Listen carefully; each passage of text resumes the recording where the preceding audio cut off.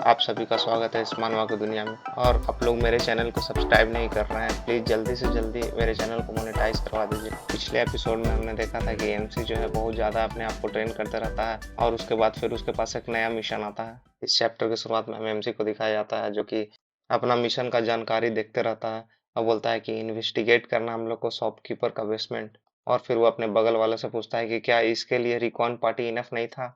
अभी दूसरा आदमी बोलता है कि हाँ, इसके लिए वो इनफ नहीं था। और फिर वो आदमी बोलता है कि वो जो शू मेकर शॉपकीपर है, वो बोल रहा था कि उसके बेसमेंट में अनडेड को देखा गया है, ज़ॉम्बी। तभी एमसी मन में सोचता है, क्या अनडेड? ऐसा तो हो ही नहीं सकता है कि सिटी में अनडेड हो, ये जरूर कुछ और बात है। और मन सोचता है कि मुझे और भी एक्सपीरियंस चाहिए, तो चलो इसी से स्टार्ट करते हैं। तभी फिर वो आदमी दोबारा एमसी को बोलता है कि स्पेल ब्रेकर, प्लीज ये वाला मिशन ले लो, क्योंकि कोई भी और ये मिशन लेना नहीं चाह रहा है, क्योंकि वो जो शू मेकर वाला जो है वो बहुत ज्यादा गर्मा जाता है, शॉर्ट टेम्पर है। लेकिन वो आदमी अच्छा है और उसकी पत्नी भी कुछ दिन पहले ही मिसिंग हो गई थी, इसलिए वो और भी ज्यादा गुस्सा हो जाता है तुरंत। और जाओ जाके चेक कर लो क्या इसका बारे में मैटर है। तभी एमसी सोचता है कि क्या इसको मना कर दे, लेकिन फिर वो एक्सेप्ट कर लेता है। फिर हम लोग को दिखाया जाता है कि एमसी जो है वही मार्केट में जा जाता है शू मेकर के शॉप में। और फिर वो वहाँ की एक लड़की दरवाजा खोलती है, बोलती है कि आप आ गए, चलिए बेसमेंट में आपको मैं दिखाती हूँ। और फिर वो लड़की एमसी को अंदर बुलाते हुए कहती है कि वो जो है वो अंडरग्राउंड गड्ढा खोद रहे हैं सुबह से। फिर एमसी बेसमेंट में जाने लगता है, तभी वो आदमी आता है शूमेकर का ऑनर, और बोलता है कि तुम आ गए, यहाँ है ये चीज। और फिर उसको वही गड्ढा दिखाने लगता है। और तभी एमसी उस गड्ढे को देखकर थोड़ा शौक हो जाता है और बोलता है, क्या सिटी के बीच में टनल है? और फिर बोलता है कि ये सच में कुछ तो है मिशन में। और फिर एमसी मसाल लेके वही टनल के अंदर जाने लगता है और उसके पीछे वो शू मेकर भी आने लगता है। और फिर हम लोग को दिखाया जाता है कि एमसी उसके और अंदर जाता है तो बोलता है कि अरे ये तो बहुत ज्यादा बड़ा है, हो सकता है यहाँ मॉन्स्टर भी हो। फिर एमसी को थोड़ा दूर चलने के बाद वहां पे 6 रास्ता दिखाया जाता है। और फिर एमसी मन में सोचता है, क्या ये भूल भुलैया है? और वो शू मेकर बोलता है कि वो तुमको साउंड सुनाई दे रहा है, वो जरूर अनडेड का होगा। तभी एमसी उसको बोलता है कि तुम यहीं पे रुको, मुझे थोड़ा और अंदर जाने दो। और फिर एमसी जैसे ही जाने लगता है उसको दम अचानक से हीट फील होता है और चारों तरफ दम ब्लू ब्लू रोशनी आने लगता है। और फिर एमसी को सीधे सुबह नींद अपने बेड पे खुलता है। और फिर एमसी एकदम शॉक्ड हो जाता है, बोलता है कि अरे, मुझे जैसे ही हीट डिटेक्ट किया तुरंत जल गया, और यहाँ तक कि मैं दूसरा स्टेप भी नहीं ले पाया। और वो जरूर एक मैजिक ट्रैप होगा वहां पे। और फिर एमसी जाने लगता है उठ के। तभी रिम पीछे से बोलता है कि हे बॉस, मैंने तो पिछले दिन कहा था ना कि तुम्हें और ज्यादा एक्सपीरियंस का जरूरत है। और फिर एमसी मन में सोच लगता है कि ये तो कॉमन सेंस है जब तुम मैजिशियन को फेस करते हो तो। और फिर बताने लगता है कि तुम बहुत लकी हो अगर तुम कॉम्बैट में अगर कोई मैजिशियन से फेस कर रहे हो। अगर तुम उसमें तुम सरवाइव कर गए तो ये बहुत बुरा किस्मत होगा तुम्हारे लिए।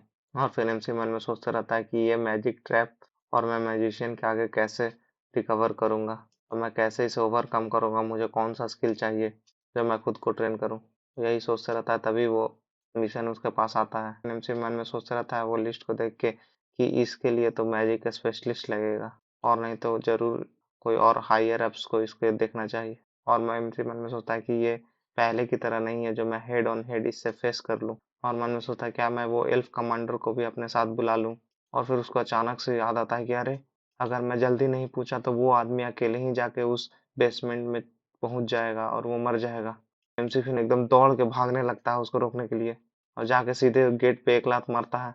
और फिर वो लड़की डर जाती है। एमसी बोलता है कि तुम्हारा बाप कहाँ है? तो वो लड़की बोलती है कि बेसमेंट में। और एमसी सीधे जाके बेसमेंट में कूदता है और दिखाया जाता है कि वो आदमी उसी की तरफ बढ़ते रहता है। एमसी झट से उसको रोकता है, बोला कि रुको।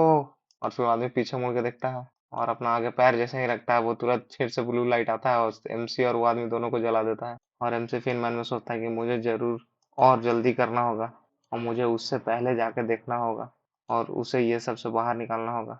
और तभी वो 9 वाला भूत वाला आदमी आ जाता है, बोलता है कि तुम्हें थोड़ा देर के लिए ही सही, लेकिन वो पेन तो जरूर फील हो रहा होगा जब तुम्हारा पूरा बॉडी एकदम राख में बदल जाता है और तुम फिर भी दोबारा उस फ्लेम में जाना चाहते हो। तभी एमसी बोलता है कि नहीं, वो पेन मुझे ऐसा लगता है कि सैकड़ों सुई मेरे बॉडी में तुरंत चुभाया जा रहा है एक साथ। लेकिन इससे ज्यादा हर्ट तो मुझे वो चीज कर रहा है कि वो इनोसेंट आदमी, अगर मैं मदद नहीं करूंगा तो वो अपने आप मर जाएगा और उसे बचाना ही होगा। यही है नाइट का एकदम पहला कर्तव्य। और फिर एमसी तुरंत अपने बेड से उठता है और हड़बड़ हड़बड़ दौड़ने लगता है। फिर ड्रीम पीछे से बोलता है कि आप इतना जल्दी में कहाँ जा रहे हो और मुझे तुम्हें कुछ बताना है। तभी एमसी पीछे मुड़ के बोलता है कि हाँ, तुम कहना चाहते हो कि वो जाकर बूढ़े आदमी सू में करे उसे जाके बचाऊं। तभी रिम चौंक जाता है और बोलता है क्या ये लेदर बोर्ड मॉन्स्टर है, इसे कैसे पता चल जाता है सब कुछ।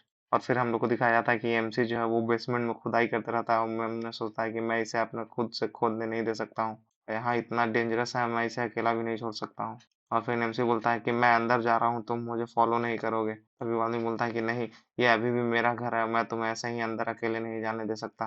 तभी एमसी बोलता है कि नहीं, मैं अकेले ही जाऊंगा, समझे। तो वो आदमी बोलता है कि ठीक है। और फिर एमसी मसाल लेके आगे बढ़ते रहता है बेसमेंट में और मन में सोचता है कि मुझे जाकर सबसे पहले एक मैजिक स्पेशलिस्ट से मिलना होगा और उसे ये बात बताना होगा। और क्या ये मेरे बात को मानेगा भी। सोचता है कि ये जो है बहुत ज़्यादा मिस्टीरियस ट्रैप है और इसके बारे में मुझे कुछ भी इंफॉर्मेशन नहीं, और ये इस तरह से ट्रैप लगाया हुआ है कि अगर अगर कोई भी इसको एक्सप्लोर करेगा तो वो ज़रूर मर जाएगा। और यहाँ तक कि मैं और मेरा स्क्वाड मेंबर लोग भी आएगा तो भी मैं इसे पार नहीं कर पाऊंगा अभी। और फिर एमसी मसाल लेके आगे बढ़ने लगता है, बोलता है कि मुझे कुछ ना कुछ जरूर खोजना होगा, किसी भी तरह का इंफॉर्मेशन इसके बारे में।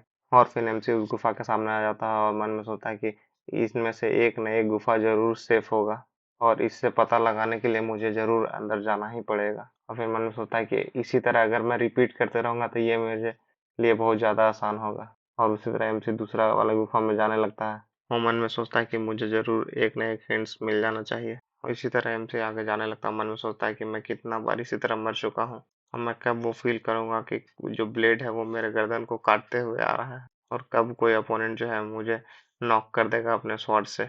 कहाँ गया वो दिन।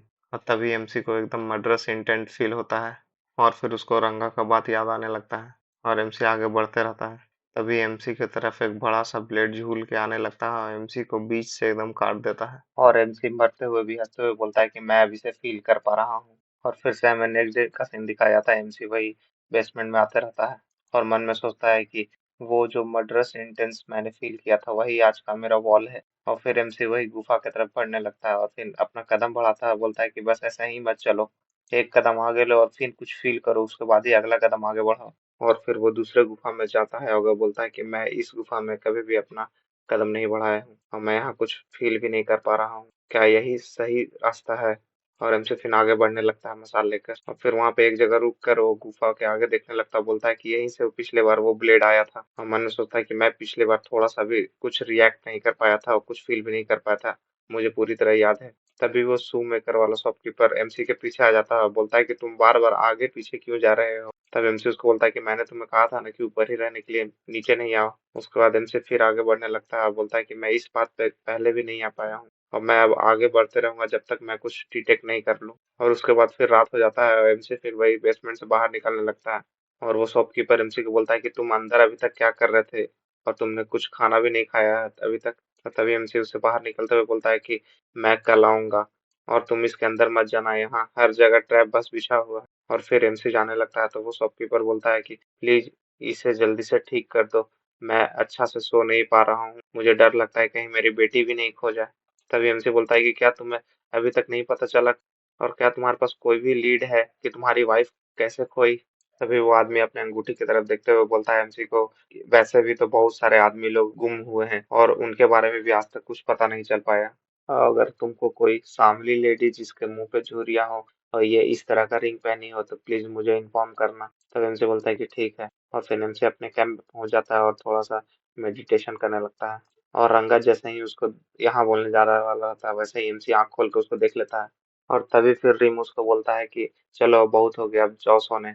और वो भी सो जाता है और फिर एमसी बेड पे लेटे हुए सोचता रहता है कि आज पहली बार है जो मैं रिपीटिंग डे को बिना मरे पास कर रहा हूँ। और चलो देखते हैं कि अब आगे क्या होता है, क्या ये दूसरा दिन कंटिन्यू करेगा नॉर्मल। मैं गेस करता हूँ कि मैं सब कुछ फाइंड कर लूंगा। और फिर हम लोग को नेक्स्ट मॉर्निंग का सीन दिखाया जाता है और फिर जैसे ही एमसी उठ के जाने लगता है रिम उसको फिर बोलता है कि हे बॉस, मैंने तुम्हें कल बताया था ना कि तुम्हें और ज्यादा एक्सपीरियंस का जरूरत है। तभी एमसी बोलता है कि ओह, मैं फिर से उसी दिन में चला गया। और फिर एमसी गुफा में जाने लगता है और सोचता है कि अगर क्या होगा अगर मैं सोऊंगा ही नहीं तो। और फिर एमसी उस रात को एकदम जगे हुए बैठे हुए देखते रहता है चांद को, एकदम सुबह भी होने लगता है और जैसे ही अपना एमसी आंख झपकाता है वैसे ही फिर वो बेड पे आ जाता है। और फिर वो उठ के बोलता है क्या मैं बस अपना आंख झपकाया और मैं फिर से बेड पे आ गया। और फिर रिम उसको दोबारा वही बात बोलता है कि तुम्हें और ज्यादा एक्सपीरियंस का जरूरत है। और तभी एमसी जाने लगता है और मन में होता है कि बिना मैं वॉल को फेस किए हुए मैं आगे नहीं बढ़ सकता हूँ, चलो तो ठीक है। और फिर वो गुफा में जाने लगता है और फिर हम लोग को दिखाया जाता है कि 10 दिन हो गया, 20 दिन हो गया, वो उसी तरह फूक फूक कर अपना कदम रखते जाता है। और वो बोलता है कि ये डर से बिल्कुल अलग है, इसे एकदम महसूस करो और डेथ को भी महसूस करो। और वो एकदम फूक फूक कर अपना कदम बढ़ाते रहता है फिर। और उसी तरह एकदम 40वां 50वां दिन हो जाता है। और जैसे ही एमसी 70वां दिन में पहुंचता है, तभी उस जमीन के अंदर से हाथ निकलता है बाहर, एमसी को जमीन में ही धंसाने लगता है। और फिर एमसी ट्रेनिंग भी करता रहता है उसी बीच में। और उसी तरह 72वां दिन हो जाता है और एमसी अपने आप को पूरी तरह से तैयार करने लगता है और जाने लगता है। तब रिम बोलता है कि क्या तुम उस शॉपकीपर के यहाँ लड़ाई करने जा रहे हो? और तभी एमसी उसको बोलता है कि मैं जब तक वापस नहीं होऊंगा तब तक उस मोची का 10 जूता मैं नहीं काट लूं। तब रिम उसको बोलता है कि बुलसेट। और वो पैंथर भी थोड़ा एकदम सोचती है क्या। और फिर हम लोग को वही तब गुफा को दिखाने लगता है और एमसी बोलता है कि छठा पात, यही एक लीड बचा हुआ है। अब चलो इस देखते हैं इसमें कौन सा ट्रैप है। और एमसी मन में सोचते रहता है टनल को देखते हुए कि ये जो टनल है बिल्कुल एकदम क्रीपी है। और फिर वो बोलता है कि ये छठा पाथ भी सेफ नहीं है, हर जगह बस ट्रैप है। और क्या यहाँ पे सेफेस्ट पाथ एग्जिस्ट भी करता है? और फिर एमसी मन में सोचते रहता है और गुफा के सामने खड़ा होकर सोचता है कि लेकिन यहाँ पे जरूर कोई ना कोई पाथ होगा। लगता है मुझे कि उस ट्रैप पे अपना पैर को नहीं रखना होगा। और फिर एमसी बोलता है कि अगर तुम पहला टनल में जाओगे और तुम अगर गलत स्टेप लोगे तो तुम तुरंत जल जाओगे। और फिर एमसी अपना कदम को दम फूक फूक कर और याद कर कर कर चलते रहता है एकदम पूरा फोकस करके। और काउंट भी करते रहता है 1 स्टेप 2 स्टेप। और उसी तरह एमसी जो है अपना सिक्स सेंस को भी ओपन कर लेता है। और उसको सारा एकदम मार्क दिखने लगता है कि कहाँ पे सेफेस्ट पाथ है उसका। वो एमसी उसी पे एकदम चल के जाने लगता है। और फिर एमसी उसी तरह एकदम चलते हुए एक जगह पे पहुंच जाता है। और फिर एमसी बोलता है कि चलो एक बार फिर मैं इस वॉल को ओवरकम कर लिया। और एमसी के सामने ढेर सारे जॉम्बी आने लगते हैं और एमसी उसको एकदम स्लैश करके मारने लगता है सबको। और फिर बोलता है कि धन्यवाद, थैंक यू, और ये मेरे लिए बहुत बड़ा अच्छा प्रेजेंट है। और उसके सामने से ढेर सारा जॉम्बी आते रहता है, उन लोग को देख के बोलता है। और गाइस मैं बहुत दिन से वीडियो नहीं ला पा रहा था क्योंकि मेरा तबीयत थोड़ा खराब था और आप लोग ज्यादा सपोर्ट भी नहीं कर रहे हैं। आप मेरे वीडियो में व्यू तो आ रहा है लेकिन सब लोग सब्सक्राइब नहीं कर रहे हैं। प्लीज जल्दी से जल्दी सब्सक्राइब करके मेरा चैनल को मोनेटाइज करवा दीजिए और अब मैं रेगुलर अपडेट भी रहूंगा।